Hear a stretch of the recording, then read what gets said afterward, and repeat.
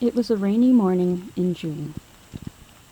The spring flowers were in full bloom, like this bunchberry and highbush cranberry. The berries of both plants can be eaten. A slight change in perspective shows that the rain was falling. As I wandered the forest, a small plane slipped in and out of the low cloud layer.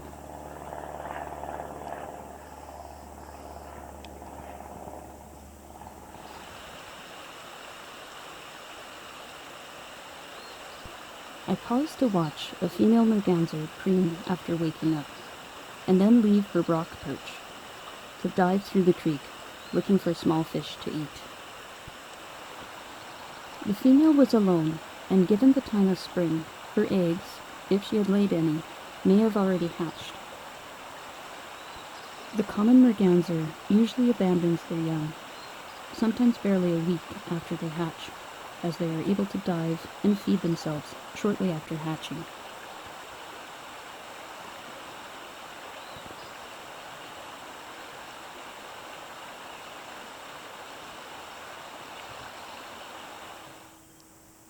I continued on and watched the ripples caused by the water flowing around and over the rocks in the creek.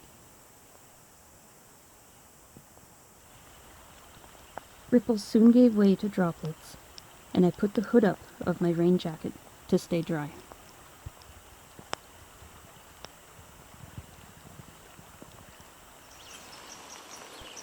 I moved from the creek shore into higher ground, admiring the green vegetation along the way.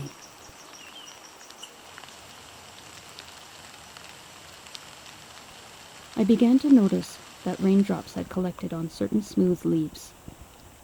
I think these were Saskatoon bushes, and I was fascinated by the droplets. My fascination got the better of me, and I decided to try some. So, I'll leave here with some water. I'm actually going to try to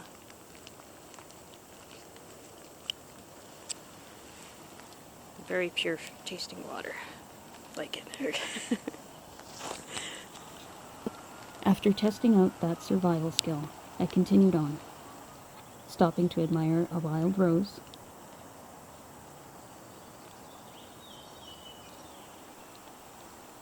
the tall trees, and the clouds that were starting to break up. As always, thanks for watching.